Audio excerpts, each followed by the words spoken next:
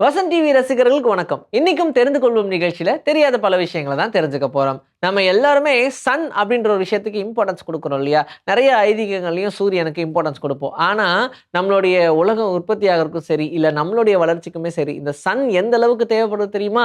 In case ஒரு வேளை இந்த சன் இல்லைன்னு வச்சுக்கோங்க, நம்ம பூமியில் என்ன நடக்கும் அப்படின்ற மாதிரி பார்த்தோம்னா, இந்த சூரியன் மறைஞ்ச ஃபர்ஸ்ட் 8 நிமிஷம் நமக்கு சூரியன் மறைஞ்ச மாதிரியே தெரியாது. ஏன்னா அதோடைய லைட் இன்னுமே இடத்துல டிராவல் ஆகிட்டே தான் இருக்கும். சரி, அந்த 8 நிமிஷத்துக்கு அப்புறம் நடக்கிற முதல் விஷயம் என்னன்னா, காத்தெல்லாம் அப்படியே கொஞ்சம் கொஞ்சமா கம்மியாக ஆரம்பிச்சிடும். உள்ளுக்குள்ள காத்து அடிக்கிறதுக்கான வேலையே இருக்காது. கடல்ல வெப்பநிலை எல்லாம் மாற ஆரம்பிச்சிடும். கடலும் அலை இல்லாம அப்படியே சமமாயிரும். சன் இல்லாதனால டெம்பரேச்சர் ரேப்பிடா குறைய ஆரம்பிச்சிடும். அப்படின்றதுக்குள்ள ஃபுல்லாவே கோல்ட் ஆகிறதுக்கான சான்சஸ் உண்டு அப்படின்னு சொல்றாங்க. பிரச்சனை என்னன்னா, இது எதையுமே உங்களால சரியா பார்க்கவே முடியாது. ஏன்னா சூரியன் போன அந்த 8 நிமிஷத்திலேயே உடனே கையெல்லாம் பிளாக் ஆயிடும். ஸோ வெளிச்சம் அப்படின்றதே இந்த பூமிக்கு கிடைக்காது. அது இல்லாம எர்த்தோடைய ஆக்சிஸ்ல இருந்து எர்த் பிரிஞ்சு போய் பலாயிரம் மைலுக்கு போறதுக்கான சான்சஸ் இருக்கு. அதுக்கப்புறம் இங்க மனுஷங்க வாழ்வாங்க. ஆல்ரெடி நமக்கு சன் இல்லாத டெம்பரேச்சரே நம்மளால தாங்க முடியாது. ஃபுல்லா உறைஞ்சு போயிடும். அதுக்கப்புறம் உலகம் இருந்தா என்ன, இல்லைன்னா என்ன? நீங்க எந்த ஒரு டிரான்ஸ்போர்ட்ல டிராவல் பண்ணாலும் சரி, எமர்ஜென்சி டோர்ன்றது கண்டிப்பா இருக்கும். இப்போ நீங்க பஸ்ல டிராவல் பண்றீங்கன்னா எமர்ஜென்சி டோர் திறந்தா பட்டன் நீங்க திறந்துடலாம். பட் கொஞ்சம் டஃபா வச்சிருப்பாங்க. அது ஓகே, அது தொடவே விட மாட்டாங்கன்னு வச்சுக்கோங்க. இன்னொரு பக்கம் நம்ம வந்து ட்ரெயின்ல டிராவல் பண்றோம் அப்படின்னா செயின் இருக்கும். அதை பிடிச்சி நிறுத்தினோம்னா ட்ரெயின் நின்றும், இறங்கிடுவோம். சரி, இதெல்லாம் ஓகே. ஃப்ளைட்டில் போகும்போது எமர்ஜென்சின்னு ஒன்று வச்சுருக்காங்களே, அதை பிடிச்சி இழுத்தா என்ன ஆகும்? நிறைய பேருக்கு அப்படி இழுத்தா என்ன ஆகும் அப்படின்ற ஆர்வம் வேறு அதிகமாக இருக்கும். இன்கேஸ் நீங்கள் இப்போ ஃப்ளைட்டில் மேலே ட்ராவல் பண்ணிட்டு இருக்கீங்கன்னு வச்சுக்கோங்க. அங்கே இருக்கிற எமர்ஜென்சி லிவரை பிடிச்சி இழுத்தா எல்லாரும் நினைப்பாங்க டப்புன்னு டோர் ஓப்பன் ஆயிரும். அந்த ப்ரெஷரில் எல்லாத்தையும் வேக்கு மாதிரி இழுக்கும். அப்படியே ஆட்கள்லாம் பறந்து போயிடுவாங்க. அப்படிலாம் நம்ம நினைப்போம். ஆனால் நம்ம பறந்துக்கிட்டு இருக்கும்போது நம்மளால் அந்த எமர்ஜென்சி டோரை ஓப்பனே பண்ண முடியாது. லிவரை பிடிச்சி இழுக்கிறதே அவ்வளோ கஷ்டமாக இருக்கும். ரீசன் என்னன்னா, அங்க இருக்கக்கூடிய பிரஷர் தான். அட்மாஸ்பரிக் பிரஷர் ரொம்ப அதிகமா இருக்கிறதுனால நம்மளால அந்த டோரை திறக்கவே முடியாது ஃப்ளை பண்ணிட்டு இருக்கும்போது.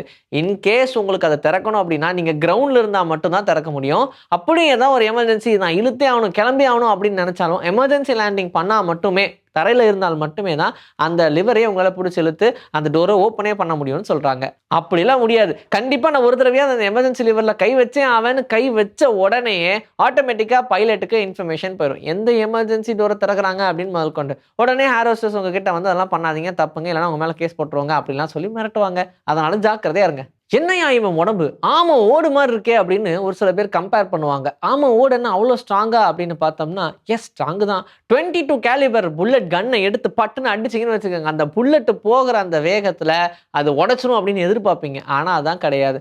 கொஞ்சம் ஸ்லைட்டாக அது சேஞ்ச் ஆனால் கூட, பொசிஷன் சேஞ்ச் ஆனால் கூட அந்த ஓடில் பட்டு புல்லட் தெரிக்கிறதுக்கு சான்ஸ் இருக்கே தவிர்த்து, அந்த புல்லட் நேராக போய் உடைக்கணும் அப்படின்னா ரொம்ப அக்யூரஸியாக கரெக்டாக சென்டராக பார்த்து அடித்தா மட்டுமே தான் அது உடையிறதுக்கான பாசிபிலிட்டிஸ் இருக்குது. வேற எங்க அடிச்சாலும் புல்லட் தெரிக்கிறதுக்கு தான் பாசிபிலிட்டின்னு சொல்றாங்க. சரி, அப்போ உடைக்கவே முடியாதா அப்படின்னு நீங்க கேட்கலாம். இப்போ 9mm புல்லட்டை எடுத்து கன்னை ஷூட் பண்றீங்கன்னு வச்சுக்கோங்க, நேரா போகும். ஆனா ஒண்ணுனா உடைச்சு தெரிச்சிரும். அதுவே ஒரு 10 வச்சிங்கனாலும், 10 ஆம ஷெல்ல வச்சிங்கனாலும், ஓட வச்சிங்கனாலும் அது உடைச்சுக்கிட்டே போய் ஒரு 7-8லயே ஸ்லோ டவுன் ஆகி அப்படியே அது விழுகிறதுக்கான சான்சஸ் இருக்கு.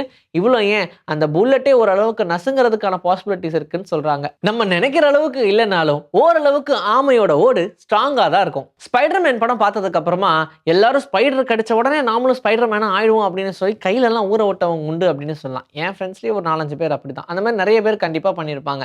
ஆனா ரேடியல் ஆக்டிவ் ஸ்பைடர் உண்மையிலேயே ஒரு மனுஷனை கடிச்சா அந்த மனுஷனுக்கு என்ன ஆகும் தெரியுமா? ஃபர்ஸ்ட் அவனுக்கு தலை சுத்த ஆரம்பிக்கும்.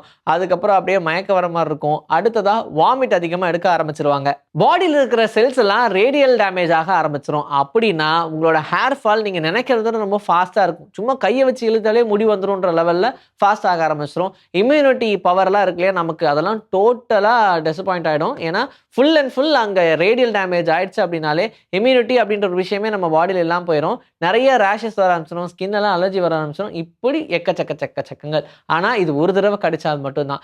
இன்கேஸ் அது ஒரு 2-3 தடவை தொடர்ச்சியா கடிக்க ஆரம்பிச்சா நிலைமை என்ன ஆகும்? ஆர்கன்ஸ் எல்லாம் ஒன்னொன்னா ஃபெயில் ஆக ஆரம்பிச்சிடும். அப்புறம் என்னன்னு உங்களுக்கே தெரியும். இன்னைக்கும் தெரிந்து கொள்வோம் நிகழ்ச்சியில தெரியாத பல விஷயங்கள் தெரிஞ்சுக்கிட்டோம். இதே மாதிரி சூப்பரான கான்டென்ட்டோட உங்களை நான் வந்து சந்திக்கிறேன். Until then, this is bye from Vijayashree. Take care.